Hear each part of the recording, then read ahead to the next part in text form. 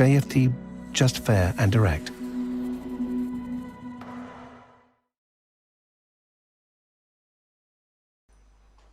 Okay, hello and welcome everyone. Welcome to JFD Traders Tea Time with me, that is Charles, because today's the 25th of November 2020. So yep, welcome everyone. Welcome to this Wednesday's afternoon session where we're going to have a very quick look at the markets, a few of the charts, the usual stuff. But before we do that, as always, let's quickly have a read through our risk disclaimer. So the content we produce does not constitute investment advice or investment recommendation, should not be considered as such, and does not in any way constitute an invitation to acquire any financial instrument or product. As always, a few seconds for you to read the rest and we can continue.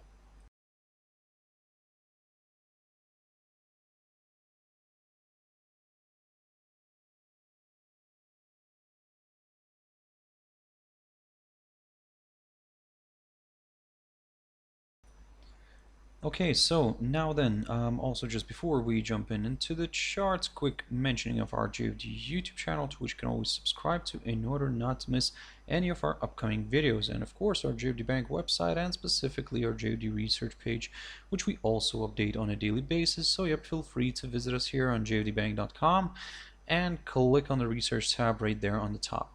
So, jumping into the charts. Now, I'll go through a few instruments that I looked at this morning and some new ones, of course, but the first one that I've picked up was the German DAX, and basically what I was saying, that if the index remains above that 13,300 zone, then there's a good chance we could see this one pushing higher here. However, as you can see, the reversal is happening here, and this is what I was also talking about this morning, that basically be very careful with all the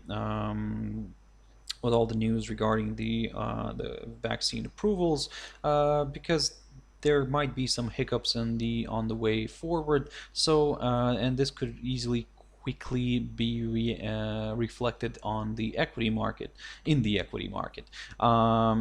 we could see the indices drifting maybe a little bit lower. However, at the moment it's too early to talk about that idea.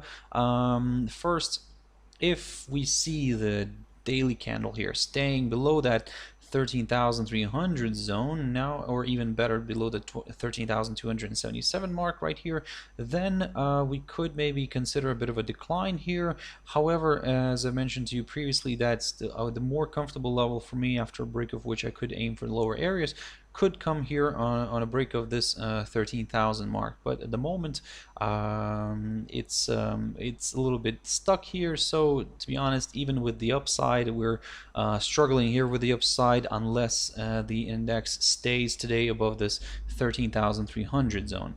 Now jumping into the S&P 500 index, and recently I spoke about this, and what I was saying, that in a way the index is trading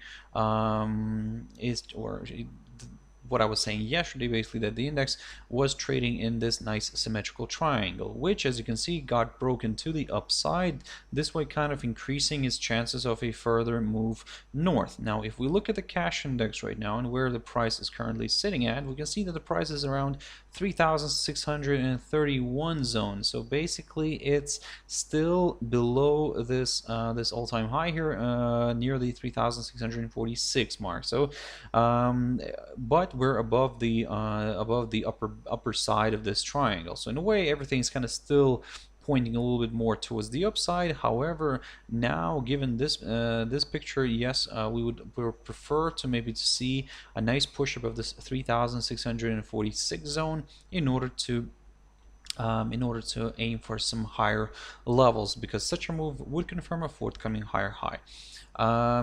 Now jumping into dollar index DXY, and to be honest, unchanged, not much is happening here, but we're waiting for more news to come out of the US, because today we have the last kind of full trading day of this week, because tomorrow the US is closed.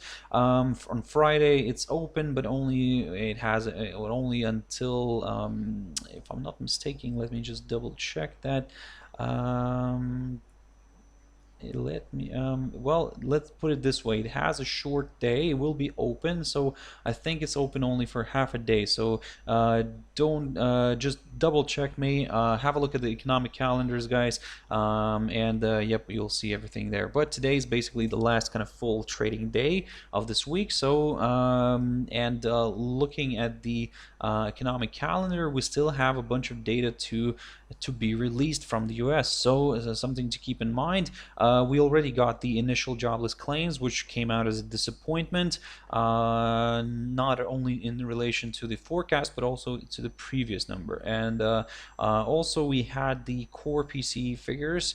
Those came out, yes, but the PCE price index, the main one, the headline one, is still to be released together with the crude oil inventories and new home sales. So something to keep in mind. And of course the FOMC meeting minutes will be available today as well. So long story short, you can see that the dollar index is kind of stuck here. It's basically virtually unchanged. So for now, I'm still going to be leaning a little bit more to the downside as long as the price remains below the 92.24 zone. So keep your eyes on that one.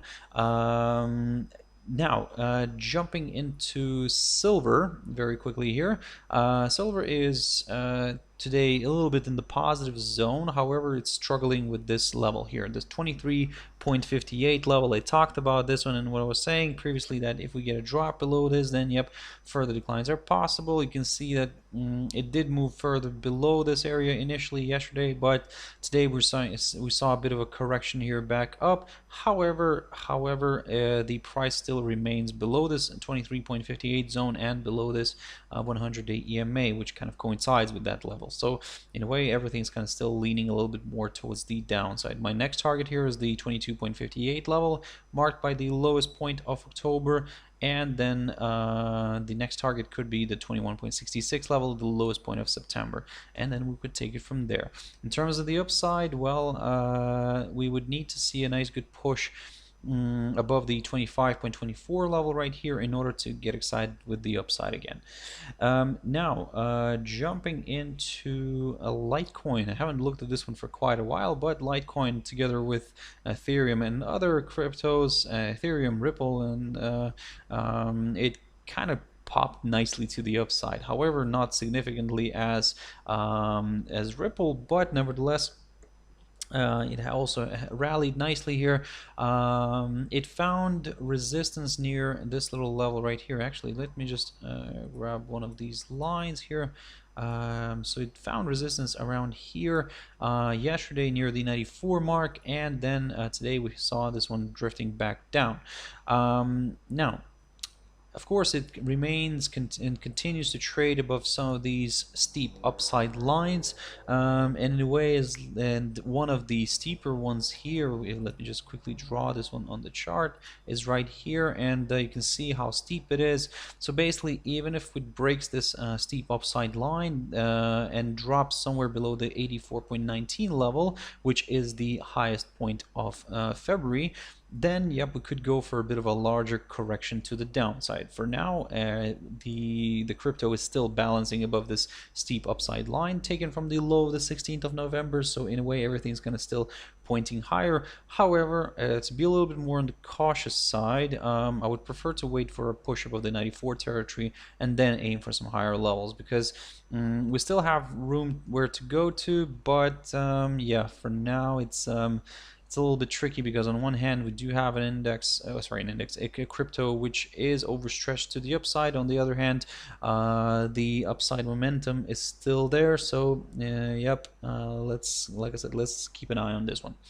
AUDCHF. Now this one's an interesting one. I've picked up on this one previously, and we can look at this beautiful move here. The pair continues to balance above the short-term upside support line taken from the low of the 2nd of November, but the most important is that it broke this downside line taken from the high of the 5th of June. So this medium term downside resistance line got broken yesterday, and the most important that the rate remained above this downside line. And even though we saw a bit of a correction here today, still the rate is continuing to balance above this downside line. So in other words, if it continues, if this pair, if AUDCHF continues to trade above both of these lines, yep, the near-term outlook will remain positive, and my next target here will be this highest point of June near the 0.6743 mark, a break of which could open door towards further advances, and the next target here could be this the highest point of December of 2019, which is around the 0.6840 mark. Now jumping into US dollar against Canadian dollar, and here we have ourselves an interesting situation where the pair is stuck near its key support level, which is around the 1.2995. Although we're right now still above that, even that psychological 130 zone, but still we're not far from this hurdle, this support zone. As I mentioned to you guys previously, we need to see a nice good drop below it. We need to see the daily candle remaining below it, because what I don't want to see here is something that like this, what happened here on the 9th of November, a false breakout. So that's why I would like to see that daily candle remaining below this area. Of course, we could try to take this as a potential kind of range here, but to be honest, not an ideal one. So for now, I'm keeping an eye on this lower side, this key support zone. So if the rate drops lower today and remains below this 1.2995 territory, then lower levels could be met. GBPNZD, quick update here, and look at this beautiful chart. Basically, I've picked up on in GBPNZD recently, actually last week. And what I was saying, that in a way, keep your eyes on this downside line taken from the high of this 22nd of October, and keep your eyes on the 1.9060 level.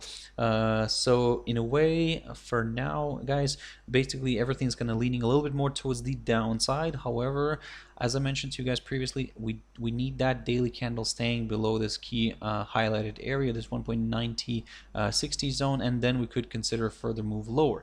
The only little thing here is this lowest point of July, which is around the 1.9005 level, so approximately around here, or in a way you could round it up towards the 1.90 zone. So if that gets broken as well, then yes, of course, this will confirm a forthcoming lower low, and further declines are possible. But at the moment, all eyes are on this 1.9060 zone. EURCHF is this is by the way a quick update on what I was talking about in the morning, because this morning we were above this downside line. We had a nice pop here. It was a nice bullish flag here. We had a nice pop above this downside line, but what I was saying this morning, that wait for this daily candle, because again, this is exactly what I meant. Because if the daily candle remains above this downside line, yes, that's wonderful, we could continue targeting the upside. But if it doesn't, then, well, basically something's wrong in the bull block, and maybe they're not as strong as they look. So maybe the bears could jump in here and drive this one lower. So that's why for now I'm just keeping an eye on this one. I'll pick up on this pair tomorrow morning, and then we'll take it from there. But at the moment, guys, although everything's looking quite positive, we are near this key resistance obstacle, which is this downside line taken from the high of the 5th of June. And yep, we need to, like I said, we need to see what the pair wants to do with it first. And finally, EURUSD. So this one is a bit of a roller coaster today. So this is a daily chart, of course, but as you can see already, that on one positive note, the pair continues to balance above this 1.1880 zone. However, as you can see, it did try to push higher. It did overshoot this 1.1918 level that I kept talking about, but it was just a false breakout, and the rate kind of drifted back down. However, like I said, on the positive note, it still is holding above this 1.18 80 levels. So in other words, I'm still neutral, guys, or should I say, actually, I'm cautiously bullish on this one, because we're still above this 1.1880, but we're struggling with the 1.1918. If we get a nice good push again above the 1.1918, I'll get a little bit more excited with the upside, and then of course we could start looking at a possible move towards that psychological 120 zone. But at the moment, it's just stuck here, and also it could be waiting for some news that are going to be released from the US a little bit later on. So yeah, that's why some maybe bigger fluctuations could be possible later on. So if you're not comfortable in trading that, I strongly recommend not to, because just to be on the safe side, sometimes you just need to sit such days out. Although somebody might say that it could present itself with some nice opportunities, but still, sometimes we'd rather be safe than sorry. So yep, be very careful with this, guys, and yeah, let's see how all this is going to play out. Another thing I just wanted to quickly mention, I mean, thank you very much for all the likes, guys. Thank you very much for all the comments. I've received a few comments as well, so yep, thank you very much for those, guys. I hope you're enjoying these sessions. If you want to catch my tomorrow's morning session, my Traders Espresso, 7 o'clock GMT time, as always, guys. But for now, have a wonderful trading evening or trading day, wherever you are. Yep, let's pick up tomorrow. We'll see what the market has installed for us for Thursday. And like I said, yep, join me on my Traders Espresso, 7 o'clock GMT time. Thank you very much, and bye-bye.